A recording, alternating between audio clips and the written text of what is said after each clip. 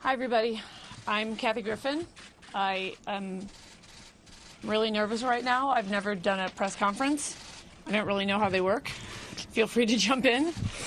And when I get nervous, I like make jokes, so I'm probably going to like stumble and stuff. She's gonna make some comments, and then we'll do questions. Okay? I sort of had a speech prepared. So let her like talk my notes first. are by the wayside. It's all off the cuff. Look, I'm not afraid of Donald Trump.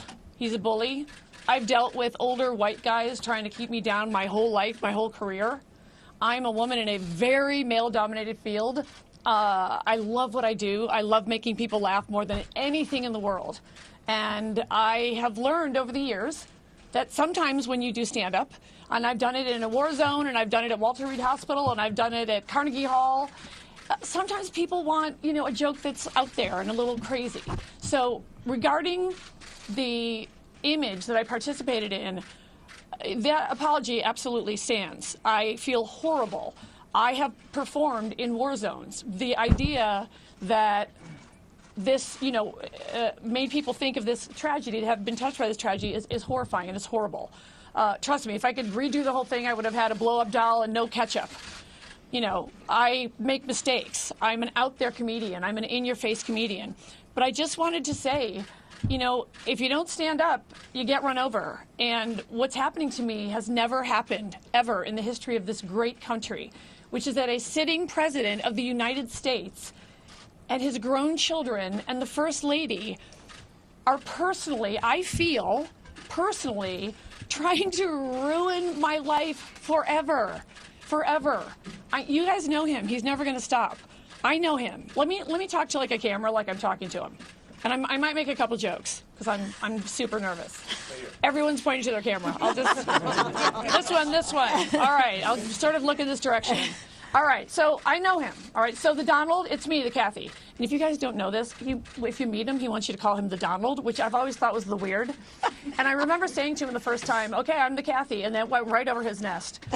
Okay, that was a joke about his hair, but I have seen eggs in it. Like I think I've seen, allegedly. Allegedly, I am teasing the president because this is America, and you shouldn't have to die for it. The death threats that I'm getting are constant, and they are detailed, and they are serious, and they are specific. And today it's me, and tomorrow it could be you. So, yeah, I'm an obnoxious comedian. I'm not the most famous person in the world. I'm just standing here with Lisa. I have an amazing First Amendment attorney, Alan Isaacman. If you're not familiar with his work, he won the landmark case, The People versus Larry Flint. I believe so passionately about this. If I don't stand up and say this, I'm afraid there's going to be some 12-year-old nerdy girl like me in Forest Park, Illinois, who's going to maybe be watching me to see what I do. And this bully and this president, of all people, is going to come after me? He picked the wrong redhead. And he's sort of a redhead, although it's sort of like a parfait cup sometimes. I mean, there's like a red and then like a yellow, and I don't know. I think Melania does a lot of nice and easy. I don't know, but maybe she does it. The point, I digress. So that's what I do, you guys. I improvise. I try jokes. My mouth is really dry because I'm so nervous. But I don't want this to happen to anyone else. I tour for a living. I love doing it. I perform everywhere people want me to laugh. And honestly, one night it's a performing arts center, and the next night it's 2 shows in the Potawatomi, Wisconsin casino. And there's been a change, a real shift change. In, you know, starting maybe obviously about 18 months ago, where Fox News ain't got nothing on me. Although I think you should know, my mother, who thinks Fox News is real, is not speaking to me because she's in love with Tucker Carlson. So I'm even in trouble with my mother. So don't worry, everyone hates me. I do. I need water. I'm probably shaking. And I'm afraid I'm going to get that under boob sweat, which is really the bad one. That was not appropriate, right? That wasn't appropriate. Okay, so I'm not good at being appropriate. I only know how to do comedy one way. It's in-your-face comedy. I keep it real. I'm going to make fun of the president. And you know what? I'm going to make fun of him more now. More. So I'm not going to threaten him. I have no desire to harm him or anyone. I would never want to harm anybody. But, you know, I've made fun of W. I made fun of Clinton. Oh, God, remember the Monica dress days? Those were the days. You could make dress jokes all day long, and nobody tried to kill you.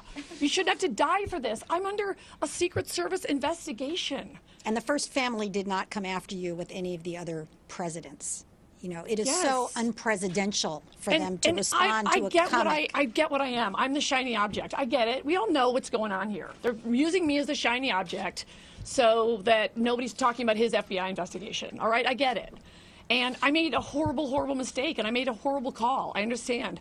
But everywhere I go, people actually come up to me. And like I said, I go everywhere. It's what I do.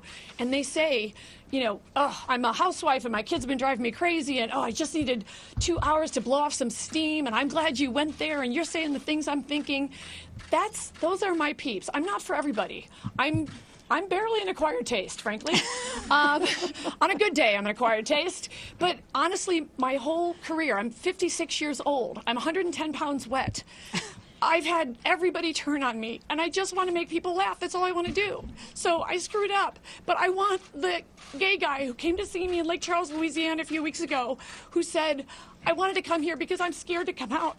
But I get to come here and laugh for 2 hours. That's what I'm telling you. That's why I'm here.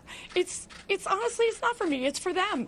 I think a few people might actually be watching me, and I want them to see this old dame. I'm not laying down for this guy. I'm going to make fun of him. I'm going to make jokes about him and the housewives and Kardashians. But, you know, he does provide a lot of material. I mean, you got to be honest. It's a good time to be a comedian. It's scary to be a citizen, but it's a good time to be a comedian.